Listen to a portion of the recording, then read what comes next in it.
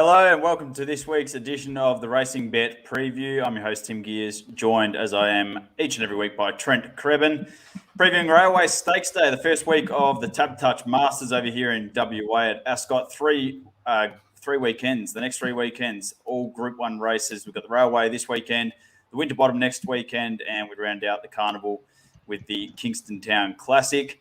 Trent, you've got Ballarat Cup Day over there in Victoria. We'll be focusing on the meetings at Ascot and Ballarat. How's things going? Yeah, not too bad. Had a couple of decent weeks in a row. Midweek, we got the best bet home.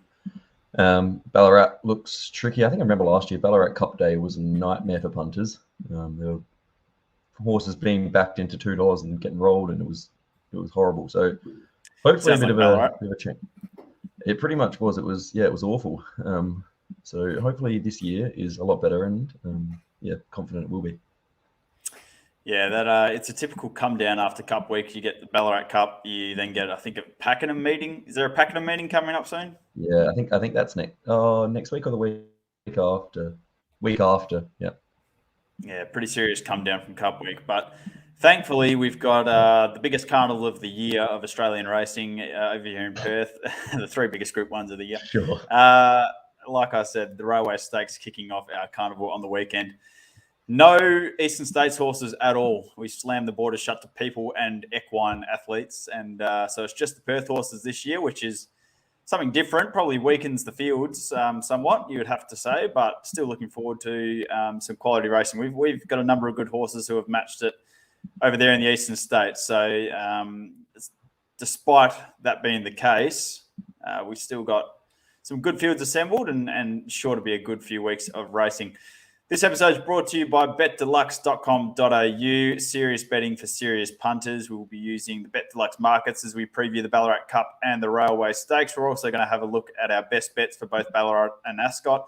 We'll also take a quick look at the WA Guineas, another one of the feature races on the card this weekend. Trent, talk to me about Ballarat. How do you expect the track to play? Typically, it's a really, really tricky betting meeting. Yeah, it is. Look, Ballarat, it's not too bad usually. I think this meeting quite often with the Rail True can often play closer to the fence and closer to the lead. Looking at the latest forecast, the rain that was kind of predicted has been called off by the Bombs. So I'm predicting we probably are going to be on a good 4, which should only kind of lend itself to those horses probably up on speed and running some decent times from the front. So, yeah, don't want to be getting too far back, but yeah, watch as always. Over here in Perth, it's probably going to be a firm track. Last week's track was probably closer to a firm 2 or a good 3 than a good 4. And boy, didn't they come out firing from all angles about the track, and it's too firm and horses pulling up sore. And Bob Peters joined the brigade of saying the track should start as a soft 5 and improve into a good 4. I think he even said it should start as a soft 5 or a soft 6 and improve into a good 4. I'm not sure that would be much desirable.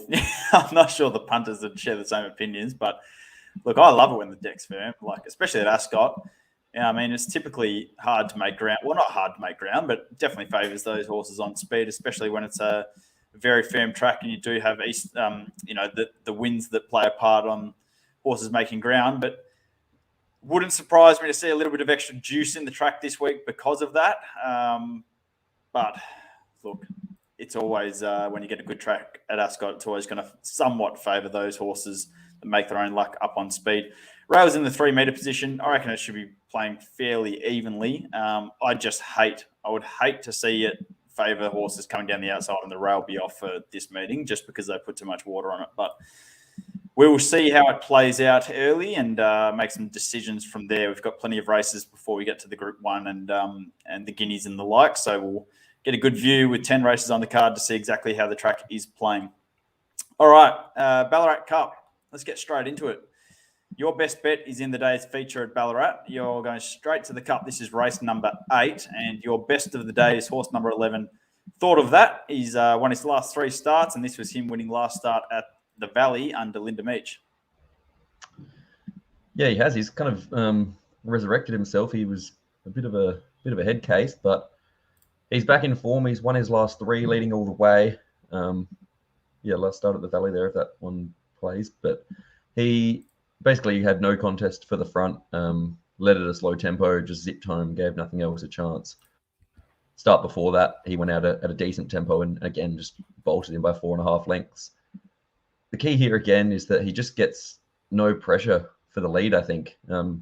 Linda Meach, as we know, great rider of front-running horses, and there's just no pressure. She's on the only horse that naturally likes to go forward really in the race, so I can't see anything applying too much pressure. He's going to be out in front. He's going to be getting it his own way, and he's absolutely in form. So, look, I think he's the safe option. He's going to be hard to beat just because he gets that little pressure, and he's going to take a lot of running down. I have no idea what just happened there, but my screen completely froze. Did you lose me? We didn't get the video, but I was happy to keep talking. Well, the video came on my screen and I just completely froze and had to exit and re-enter. So I've also lost all the replays that we had uploaded, but I'll endeavour to get them back. I assume you shared all your thoughts on the Ballarat Cup. We'll take a quick look at the market, courtesy of betdeluxe.com.au. As I pull it up on screen here now, I don't know what you were saying about thought of that. I've completely missed it. But it's currently $3.60 with betdeluxe.com.au. You've got Only Words for Waller and Preble there, hovering around $7.50. Foxy Frida for Daniel Moore and Andrew Nolblet, also around $7.50. And out to $8 for Zaydani. What were you saying? Did you sum it all up?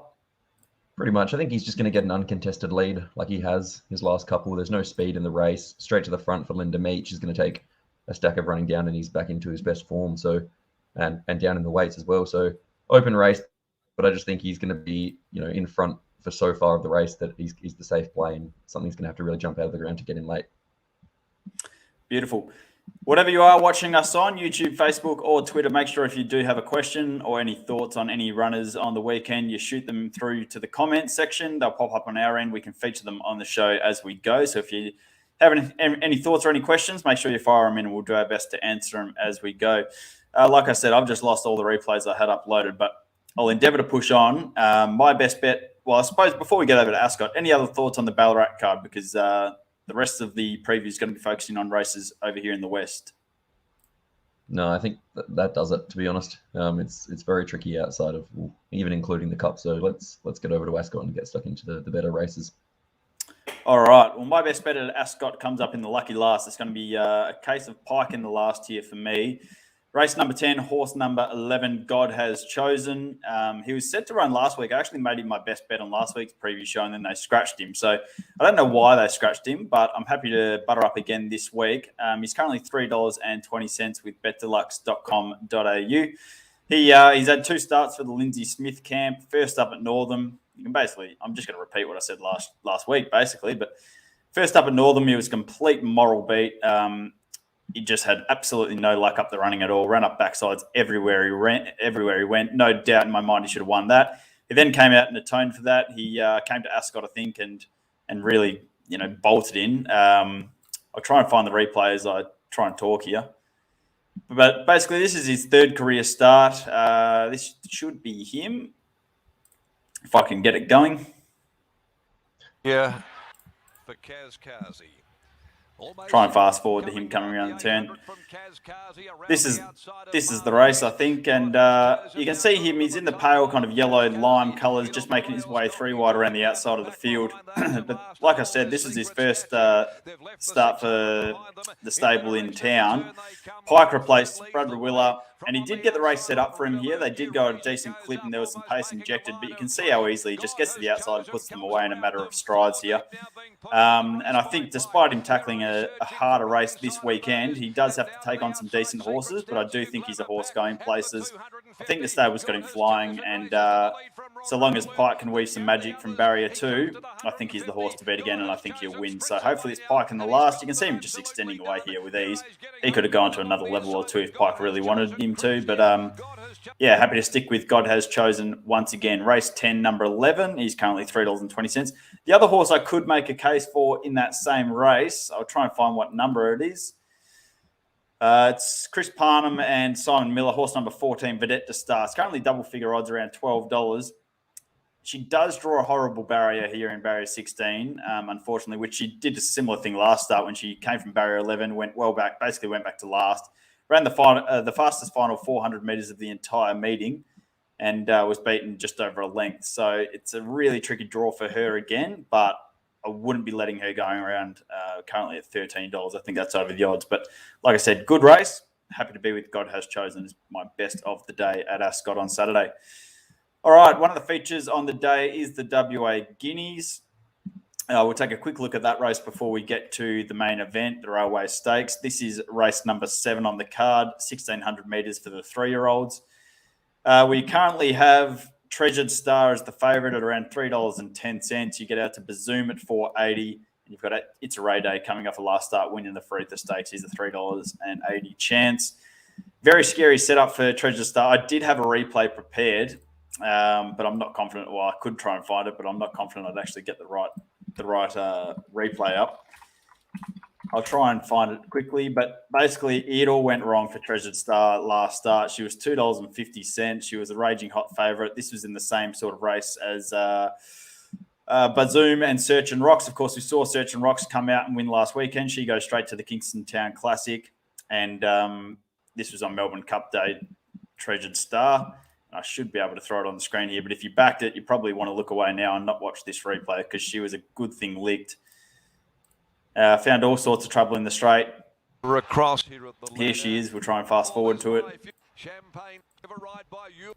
They're being closely followed. So you can see Pike back here, third last in the running. I'll try and put it full screen. Third last in the cerise white colours. You can see the big white face of her, and she just finds traffic wherever she goes. Here, just watch her run up backsides. He tries to go in, he tries to come out, and the door slams shut right in her face there. Oh. It's an ugly watch. Like I said, those who backed her on the day at $2.50 probably don't want to see this replay, but yeah, that was her. Completely forget it. She went around there. Obvious excuses, I would say. Blinkers go on here for the first time, which is a very scary move from this stable. And like I said, they'd want to be atoning for last start. William Pike, he doesn't make many mistakes, and when he does, he doesn't tend to repeat them 2 starts in a row on the same horse. So I think from barrier 6, he'll get it right here, and I think she's the most likely winner of the race. That's horse number 13, Treasured Star. We saw It's a Ray Day. Of course, we took the early odds. I think we took $2.20 or something. It's a Ray Day last start. It was backed into $1.50 at the jump, and won as easy as you like in the Freetha Stakes. Up to 1,600 metres here, some sort of a query for him, I would say, but barrier 1 gives him absolutely every chance. Paddy Carberry's just going to need some luck coming into the straight, but obvious claims. He's a very smart horse. And Bazoom, well, she's barely done anything wrong. She's just another one of these Dan Morton runners who seems to run in the money every single start of her career. She's had 10 starts for 4 wins and 6 placings. She, of course, ran in the Champion Filly Stakes last weekend. She was beaten by Search and Rocks, but prior to that, strung together 3 consecutive wins. So, drawn a little bit tricky in barrier 11, but you can't put a line through anything Dan Morton puts a saddle on at the moment. His stable's just absolutely flying. But for me in the Guineas, I'd be on Treasured Star to make amends. Blinkers on first time. Good draw, barrier 6, and I think she's the best horse in the race. Trent, any thoughts? I think Treasured Star is probably the one to beat. Bazoom's probably the one with the best platform. Just looking at a few stats, like she's had this 1,600 meter run on the quick backup. She did beat Search and Rocks 2 starts ago. But maybe where she gets to on the map from barrier 11 is not ideal. Tricky little race. You'd think one of those top 3 would be winning, but tough to split them. Yes, indeed. All right, let's get over to the Group 1, the Railway Stakes. This is race 8 on the card. We'll take a quick look at the market, courtesy of betdeluxe.com.au. Pull this one up. And basically, long story short, it's a very, very short price favourite in the form of Western Empire. Horse number 16, $1.70 at the moment for William Pike. Grant and Alana Williams, they've had a mortgage on this race, it seems, in the years gone by. And he looked very, very hard to beat once again. He's $1.70. The only other ones in single figures is Kiss on All 4 Cheeks, who's a $9 chance. And that's it. Double figures the rest. And to be very honest with you, and I was saying this to Smather this morning when we previewed the race on our Sport Champs preview, it wouldn't surprise me to see him start $1.50. Maybe that's a bit short, but I think closer to $1.60, I would expect this horse to start. Like, he's just got the perfect platform. He couldn't have been any more impressive last start. You're going to have every single punter and their dog backing William Pike on a short price favourite in the Group 1, I would think. Trent, quickly give me your thoughts on Western Empire as I try and pop up his replay. Make sure I get the right one. Oh, I think he's pretty much a complete moral, isn't he? Like, I don't understand how he's in on the minimum. Yeah, he's the best horse in the race. Like, I'd probably back him here if he had 56.5, 57 kilos. You'd be getting a better price, obviously, but I think he's probably the best. After next prep, he'll be the best horse in the race, comfortably. And he's down on the minimum. Barrier 3, Pike only goes and draws barrier 3 to give him every chance. Yeah, like you said, $1.50 SP would not surprise me at all. And what are you getting now? $1.75. Look, it's probably backable if you want to. Maybe there's some query that if he's half of a step slow and Pike ends up, back and buried a little bit, that'd be the main query. But yeah, I can't really see much beating him in a fairly weak edition of the Railway. I think it has to be said. Yeah, well, an interesting stat. You mentioned the weights there. Going back to 2014 when Elite Bell won for Grant Williams and William Pike. 1, 2, 3, 4, 5, 6, 7. The last 7 winners of this race have carried 53 or 53.5 kilos. So especially these connections, Peter's Investments, William Pike, Grant and Alana Williams, they seem to have found the perfect sort of horses for this race, who get in at the perfect weights, just have the perfect setups, and gee, they're awfully hard to beat. I do have the replay to show over the top. This was him winning first up in the Asian Bow Stakes. Now, I actually got this pretty wrong, this race, because I know for a fact that this horse had a setback leading into his first up run in the Asian Bow, and I was pretty keen to oppose him when he opened $2.40. He then drifted all the way out to about $3.50. We saw a good move for Kiss on All Four Cheeks, and the race just worked out perfectly for Western Empire, not perfectly for Kiss on All Four Cheeks. And that's not to make an excuse for Kiss on All Four Cheeks. She did have to do it pretty tough, and she was ridden a little bit upside down. But any way you put it, this horse was winning the race. As we flash it over the top here.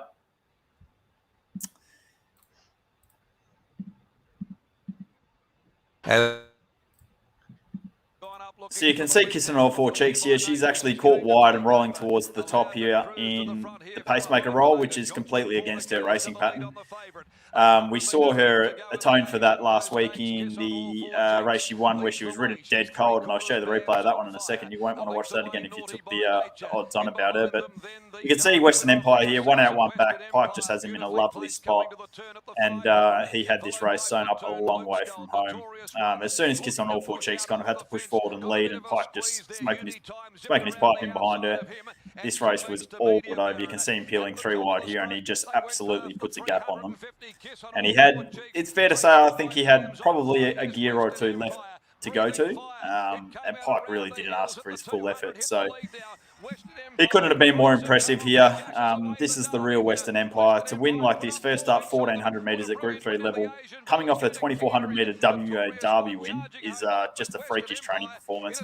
Add in the fact that he's coming off a setback, and with all those things calculated, you have to say he's quite clearly the horse to beat, I would have thought. So they're going to have a devil of a time trying to beat Western Empire. But there are other horses in the race. You can see Notorious One. He was running on into second behind Western Empire there in the Asian Bow. He's a big, gangly kind of, I don't want to say dumb, but he just doesn't know what he's doing. He just makes so many mistakes, this horse, Notorious One. But gee whiz, he's got some ability. He's just a freakish talent. But like I said, one day he's going to put it all together and he's going to be just about unstoppable. But he just really doesn't know what racing's about at the moment, which is quite unique given he's got 7 wins from 15 starts and 270 grand in the bank. So, like I said, look out the day that he does know how to race and know what it's all about. Kiss on All Four Cheeks, as I said, she went to the Peter Stakes last start. This was a week ago. She comes here on the quick backup. Try and find this replay as well. And like I was saying, it's a bit of a nervy watch for those who took the odds on about her. Clint Johnson-Porter just... well, you can see him getting through a gap here, just pushing his way out and bussing his way through the gap here. Son of Bacchus actually got past her and was probably half a length in front of her here, hitting the 100, but she really picked up late, went into overdrive and got her neck in front.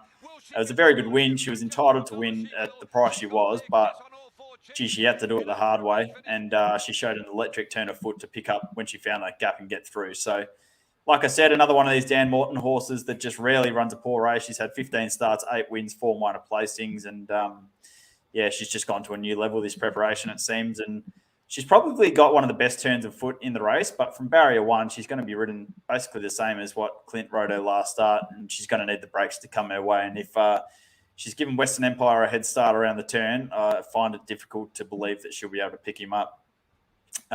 Trent, did you watch that last start of Kiss on All Four Cheeks? Yeah, I did, and then I found it interesting. That Clint jumped off to ride Massimo. I'm pretty sure that's what I read and can see here on Form Guide. So, yep, that'd be correct. Yeah. Well, speaking of Massimo, I might as well bring up his replay that I've got stored away as well. And this was in the Group 2 Listia Stakes. This was back on the 6th of November. He jumped to the front and led throughout on this occasion. Speak of form stables, the Ganjimis at the moment, the way they're travelling. So this is him in front in the Listia. He leads all the way. You can see Too Close to Sun on his outside. Dance Music was back in third there, followed by Bella Road as they're coming around the turn. And I'll tell you why Clint Johnston Porter would have jumped off, because he's very loyal to the Ganjimi stable. He's their go-to rider at the moment.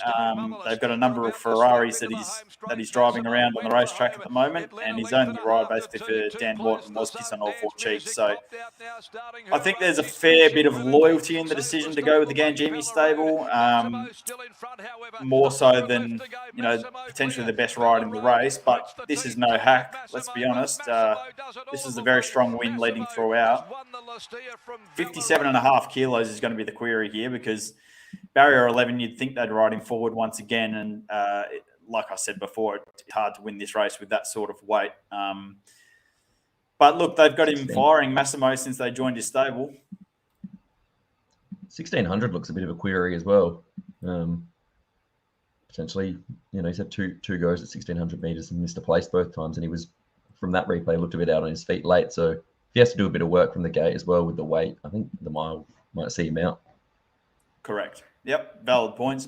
The only, I suppose, counter to that would be that he's in a new stable this preparation. His last 3 starts have been for the Ganjimis, who was formerly with Adam Durant. But look, they've had 150,000 for him. They've got that back and some. So they basically go in with a free shot at the Group 1 Railway Stakes here on a live chance, you'd have to say. But yeah, I'm with you with that 57.5 from barrier 11 up to the mile, some sort of query. Have I missed anything? Have I missed anyone? Well, I think we only need to really talk about Western Empire. We did. That's right. We're basically filling time. But if you're going to include a few in your trifectas and first fours, I would be including the Reese Radford pair if you're looking for a bit of value. Now, this is horse number 6, Comfort Me, and horse number 14, Son of Bacchus. These Reese Radford horses in these colours, they're all basically the same horse to me. They just run exactly the same. But down on 53 kilos, the pair of them. Unfortunately for them, Comfort Me has drawn barrier 16, which really doesn't help. Reese won this race with a similar horse, Great Shot, back in, I think it was 2016, 2017. I was speaking to him yesterday about it, but Comfort Me, he's flying this preparation. Had no luck first up from the spell. Would you believe it? That's the only time this preparation I've backed him. Each way ran fourth, of course. Ran up backsides. Perfect. And he's come out and won easily at his next 2 starts. He won by 2 lengths 2 starts ago and then a length and a half last time out. Like I said, I really like his kind of profile for this. 5-year-old, 53 kilos, just the barrier really hurts him. But I wouldn't be surprised to see him finishing the money at all. And his stablemate, Son of Bacchus, well, you saw him in the Kiss on All Four Cheeks replay there. He was basically in front with 100 metres to go, and then Kiss on All Four Cheeks just came along his inside and nosed him out of it. But he's another one that's going really well, has a good record at the mile, draws well in barrier 8, has the right platform with 53 kilos to be somewhat competitive in a race like this, but I'd suggest the stablemate's probably a better horse, Comfort Me. But yeah, it's a competitive affair outside of Western Empire, but I don't like going and saying moral, but this horse is basically as good a thing as you can get, I would suggest. And like I said, there's $1.70, $1.80 on offer right now, and I could well see him starting $1.50 without any sort of surprise. And I'd expect him to win and make it 4 in a row for Pike, Peters, and Grant and Alana Williams. Any other thoughts on that? Quick question, without notice. Does he win the Kingston Town as well if he goes on and wins the Railway like you think he will? Maybe. I think he does. I don't think there's a 3-year-old that's... Because often you see with the Kingston Town, the 3-year-olds can really come to it because they only get 50 kilos. From what I've seen, which admittedly is not a lot in depth, I don't think there's a standout 3-year-old. Maybe Treasured Star, but, she'd have to come out and win the Guineas impressively. I think he'll win the Kingston Town as well, to be honest. See, Treasured Star is an interesting one because I wonder if it was... I can't remember. Oh, Bob's got that many horses. I can't remember which horse he was talking about, whether she'd run 1,600 or not, or even 1,800 or not. And it could be Treasure Star, but I suppose she's in the Guineas at 1,600 metres. But you're right. She would be the only 3-year-old. Like, I think she would have... Really... And the 3-year-old's getting the 50 kilos. So, the last few years, you can see KC won 2 years ago. Arcadia Queen, obviously, she won very impressively. You would remember that. She walked in with 50 I think I've seen that replay about 50 times, at least. Yes, correct. And even going back to 2015, Perfect Reflection was, very similar. So there is the space there for the Kingston Town for the 3-year-olds with that sort of weight. And if you think Search and Rocks is the chance in that race, then you'd have to suggest Treasure Star would be a chance if she comes out and wins the Guineas on the weekend. It remains to be seen. But you would think that, those two would be the only challengers to Western Empire. He does have Regal Power going to the same race. Well. Yep, he trialled at Lark Hill when I was there on Monday. I think he won his trial from memory. He's going straight to the Kingston Town. They're choosing to bypass the railway. So he'll go straight to the 1,800 metres, second or third up this preparation. But I just think, like, Western Empire, Regal Power's had a few problems the last few preparations. Whether he's at his best right now remains, a query. Western Empire looks like the new kid on the block who's really figured out how to race, and they've obviously got him right. So, yes, in answer to your question, if he does win on the weekend, I do think he'll win the Kingston Town as well. And I know one form analyst over here in WA is spruiking him as some sort of Cox Plate sort of horse next spring. I did see that. So there is a few people with a high opinion of him, but anyway, it's a bit of a boring railway stakes, but when you've got a horse as exciting as him, I suppose it's not really boring. Hopefully he comes out and wins by 5 and we'll remember it as a good race. Well, that's right. But outside of him and outside of that race, there's plenty of good races on the card. We've got the Placid Arc Stakes for the 3-year-olds. We've got the Carbine Club Stakes at WA. I'm keen on a couple at each way chances there. I think in the last race, we've spoken about the last race, in race number 9, I think it is. The Jungle Mist, there's a couple of horses at decent odds that I'm keen on. So it's a good day of racing. I can't wait to bet. I can't wait to invest and get the preview up because, there's just a lot of races on the card that I'm keen to bet in. The Placid Arc, I can say now that Ain't No Other Man will be a bet for me. He's currently a $9 chance. I thought his first up run was very good behind the front bar, who's come out and won again. I think second up he'll improve, gets a good draw. I think he gives Lucky Lacta Ramoli a very good chance of winning a listed race. And then in the Carbine Club, we spoke about Blinder on last week's show. Was it last week's show we spoke about Blinder? Yeah, I think so. Last week or the one before. Last week or the week before.